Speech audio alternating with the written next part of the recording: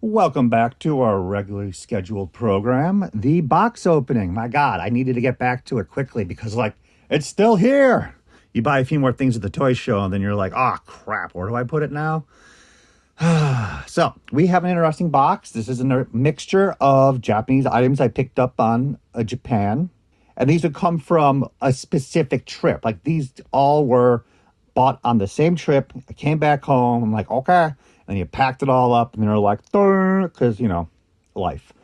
So let's see what we have here. We have the Gold Ranger. So these are just magnificent pieces. And when I say that, I mean, it's crazy how these are just so cheap, as in cost, and they're so beautifully done. So this figure right here is a 12-inch tall action figure of the Gold Ranger. You can see up here, it has a little string, and this is where it was held in the UFO catcher. This is literally a claw machine prize. And they've been making these 12-inch Rangers for about, I would probably say, since 2004. I could be wrong on this completely. I'm just pulling out my butt. And other things to pull out of my butt is I don't know if they continued on making them after a while, but they definitely went up to Operation Overdrive, if I'm correct. That's the figure here. It's been a while when I get to the later series. And you'd win this. So this prize is one of gold and silver, but this is towards the finale of the 12-inch as well as the prizes of Operation Overdrive. All the other characters were made of the Rangers beforehand that you could win. And I don't know when this stopped. I don't know if they ever did stop making these 12-inch figures. If they became too expensive to make, I don't really see them, but I haven't really been looking for the newer Power Ranger stuff. But I'll let you know when I go to Japan soon. And the funny part is, being that these are UFO prizes, what would happen is the excess stock would just get dumped at various shops in Japan. So I'd walk around and you would see these for $5, $6, and they're amazing. Again, high quality, painted beautifully, only the arms move, and they're 12 inches tall. I couldn't stop myself, which is just why we're in this position today, right, guys? So at this point, I'm going to let it go. I don't think there's really much of an aftermarket for these pieces. I'm probably going to hazard it's about $25, $30. Collectors probably would like them, but they actually don't know what the hell they are. I find a lot of people shy away from stuff they're not sure what it is. You have to literally sit down and tell them, and they get excited about it. Or YouTubers talk about them, and then people get excited about them. But I'm going to let this stuff go. I'm good at the 5-inch action figures. It's just too much space being taken up. Look, we have another one. So here's the Aba Ranger. Look at that. $2. So instead of a large plastic container, we'll do it from the side, it ended up having just a header card and a baggie that was around it, and the baggie's missing. And the guy just kept the header card. They have accessories at times. This is, you can't pull it out. So this, nope. Can't hold anything. Just making sure I'm not missing anything. And again, wonderful design. Great paint job. I just have to let it go, though. I just can't keep everything. Because if I keep the 12-inch, then I'm going to keep the 6-inch, then I'm going to keep the 3-inch, and then you get the idea. Let's see. Ooh.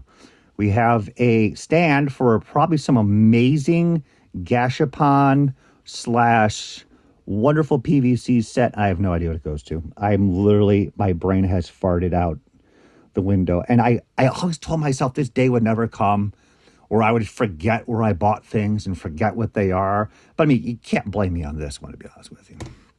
If anyone knows, let me know.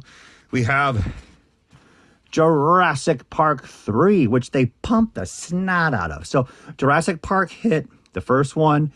Everyone was excited. We had in the West the action figures from Kenner. We had lots of novelty items.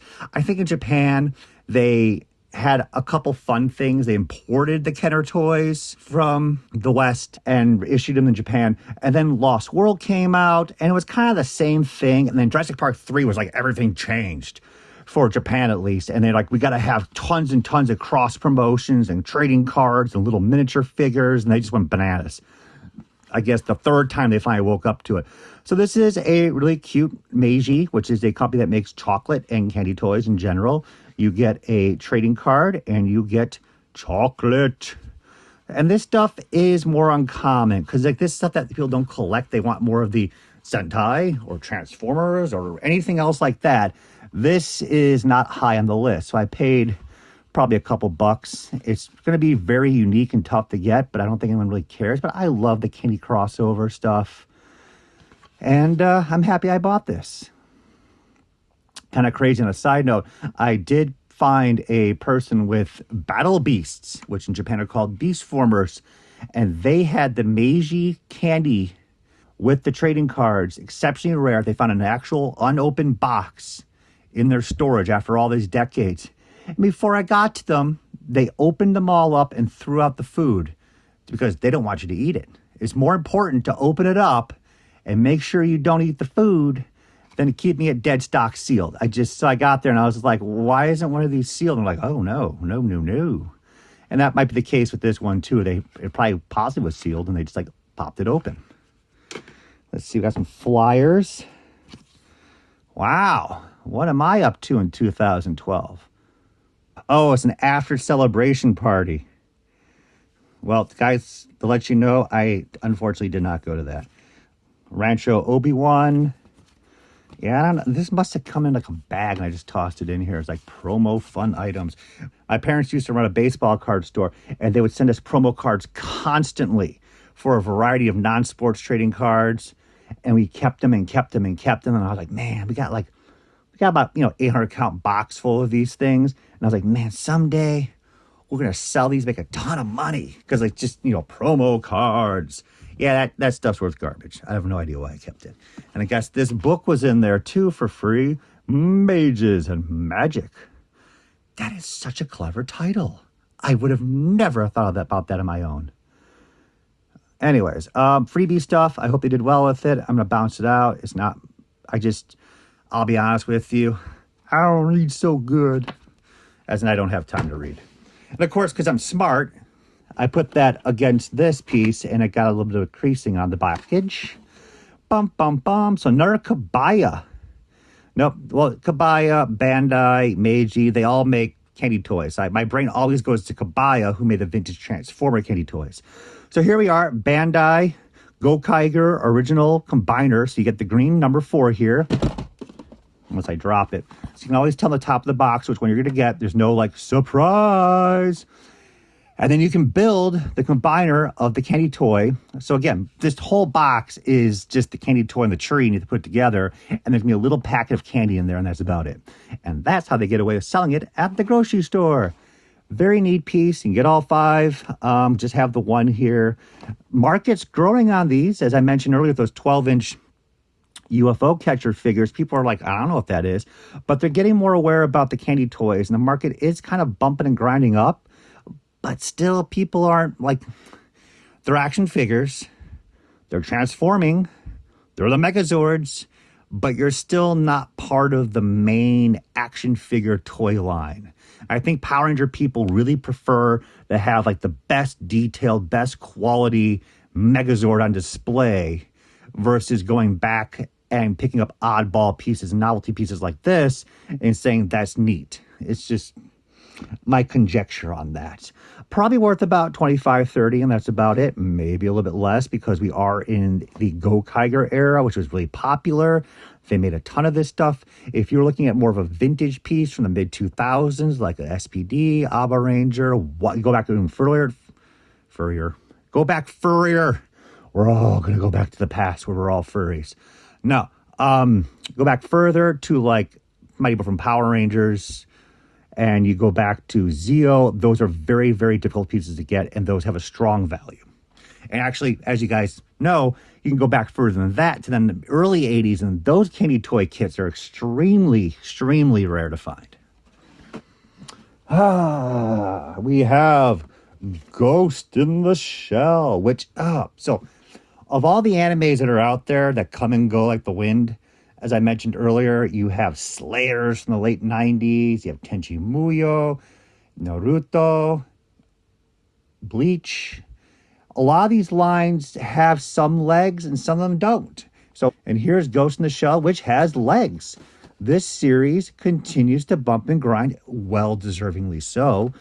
Very well written. I haven't kept up with all the newest items with Major Kusanagi and her friends with Section 9, Section 8. But this piece in particular is another claw machine item. So if you look at the bottom, Sega. If you guys didn't know, the story for the Sega commercials of how to say Sega came out and they had no idea what they wanted. So they put out a APB out for all voice actors, and they gave them, say the word, here's the word. And the one guy who got the job, he just looked at it and he's like, Sega! While everybody else is like, Sega. Like, it's just one of those weird things that just sticks in your mind when you're driving the car, right? So this is a crane machine, once again, prize. Right here's the gap. And the claw would come down with both fingers, and you'd have to lift it up and drop it down the hole, which is what we do mostly every day. We drop it down the hole. A little uncommon, to be honest with you. These have dried up. We were talking, this is 2005. So these run about $50 each. I actually have Bato and another Kusanagi up for sale.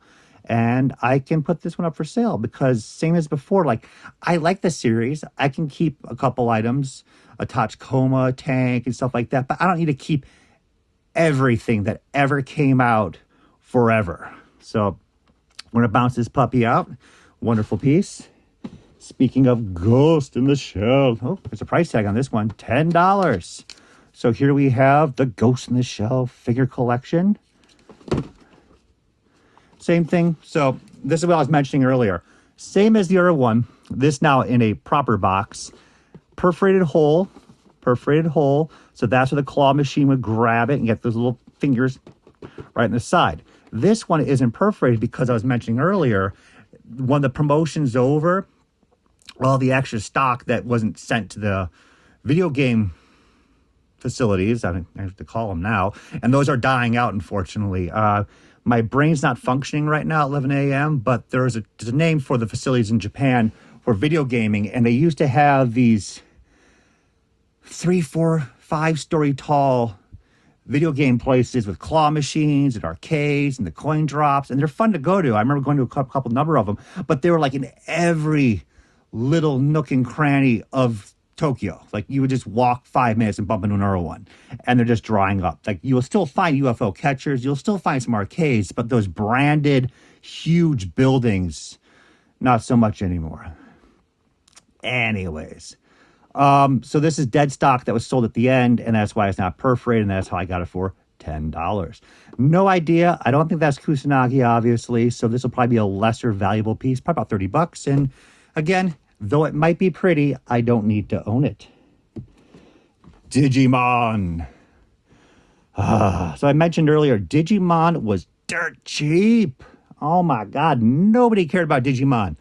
So around 2010, I was picking up Digimon like this piece, the Digimorphers, everything I could, which again, there isn't tons of stuff available for sale. The catch-22 is, if the items are really cheap, no one's going to put the time and effort to put them out for sale. So if these are worth $5 each, no one's going to say, hold on, let me get floor space at the toy show. Or let's say Mandarake is going to have their glass showcases and say, let's make some room for $5 toys. So my point being is, though they're cheap, they weren't always available to pick up in huge quantities. And that, my gosh, they were just common everywhere. Digimorphers, $20, $30 each box. D3 morphers, everything you could get, you can think about, it was cheap. And then I remember going back the next trip like 6 months later, and they figured it out, that the international prices were much, much higher than the Japan prices. And that whole market changed Japan. So the morphers. So all the Digivices jumped to like accurate prices, which of course are cheap now compared to then. So this piece is a wonderful piece. It's just a nice posable action figure that combines versus a full transformation Digivolving that Bandai produced. They sell pretty well. I think they're about $75 now, maybe a little bit less, maybe a little bit more. This is not the more popular character to get, but I'm going to bounce it out. Most of the Digimon at this point, I have them loose. I don't have this one loose, but at this point, I got to make space and work on more important things. We're going to have a lot more Digimon coming out in a bit, But I miss those Digimon days. I miss picking up all that Digimon stuff and flipping it for like nothing. I went to one Mandarake Akihabara Hokkaides, 8th floor. So I went up there and they had a small part of the showcase in the back dedicated to just the Digivices. And I was like, I will take all of that. It won't happen ever again.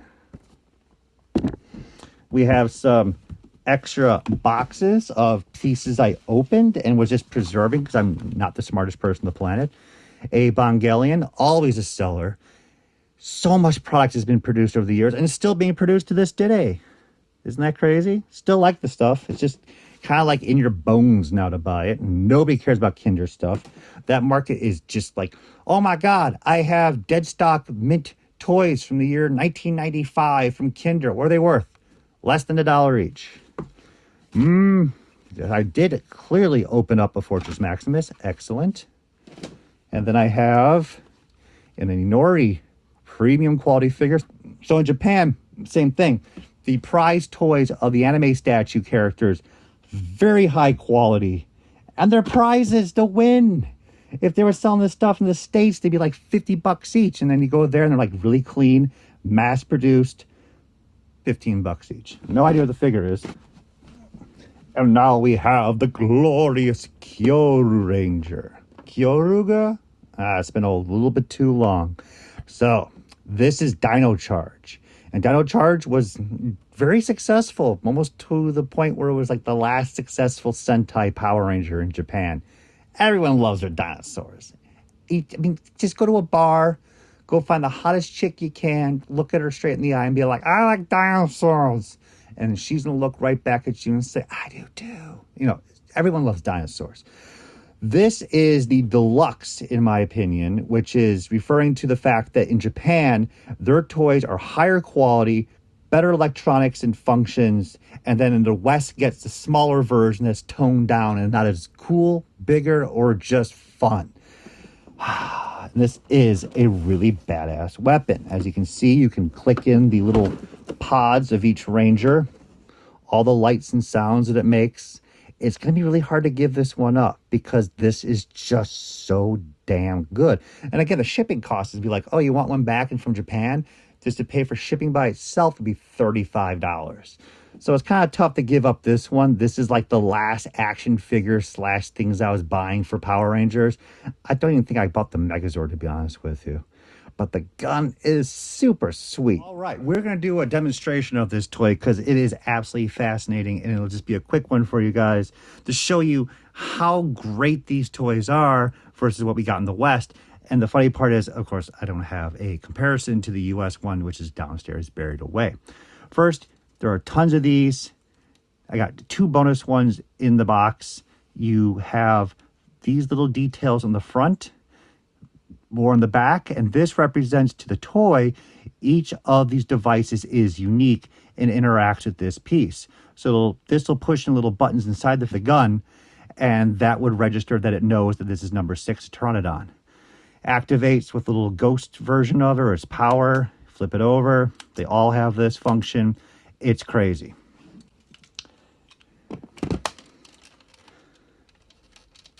Won't function. It's on open. So we're going to put these little puppies in there. We'll put this one on the bottom. Close up.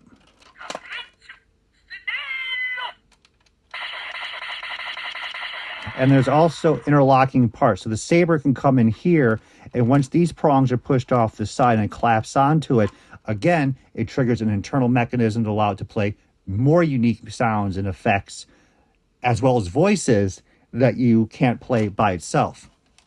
So now we'll spin it.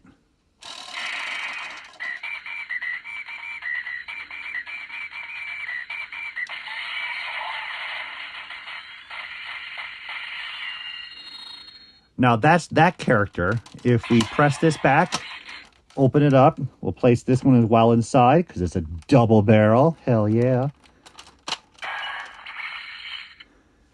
Close it up. So now it's registered. Both of those are in there.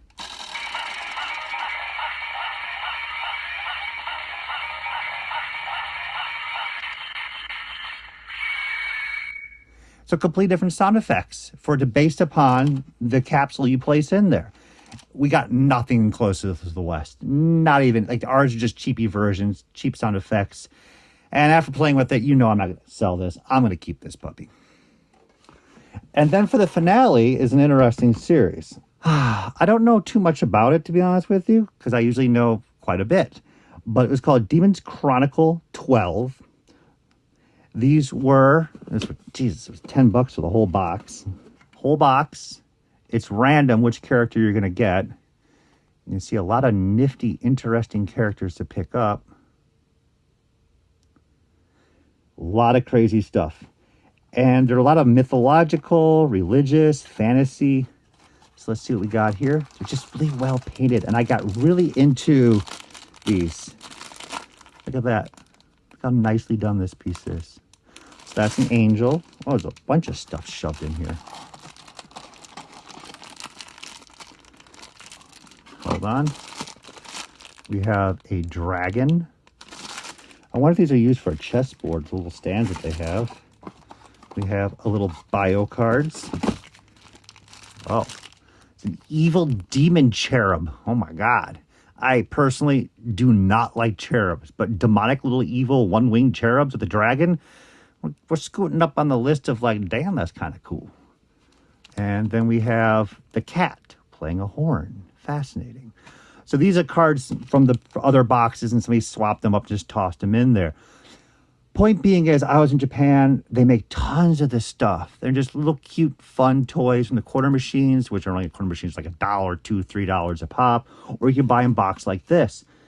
And I went to one store in Akihabara a long time ago, and it's now a completely defunct store, but they had an entire floor just dedicated to these figures around like 2010.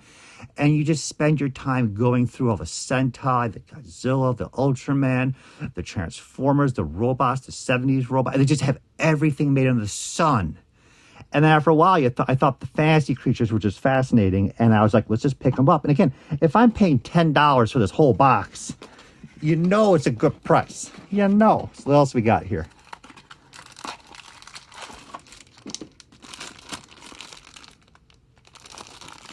Looks to be a, oh my God, my brain's farting out of my butt. And this is how they make their money. So half the figures you get at random are going to be painted, and the other half are unpainted. And they'll be like, oh, it's a chase, it's a stone variant. They'll do whatever they can tell you to make you buy it.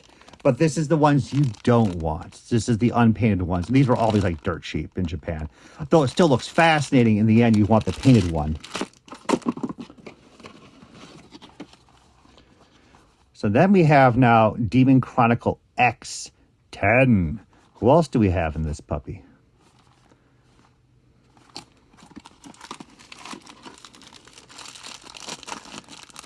We have a grasshopper on a bicycle with a rider. So it's a rider riding a grasshopper on wheels.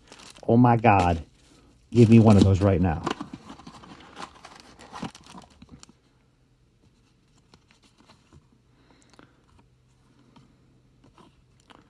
Absolutely wonderful creatures. The one up here looks like it's from Bosch, the old paintings from the 1600s, which is absolutely one of my favorites. The garden. Oh, wow. Anyways, I'm getting all excited about these. These are absolute keepers, and I can't wait to figure out what I have. So we'll get more into that. I'll show you some montage of some stuff in the back for that line, and thank you very much for watching.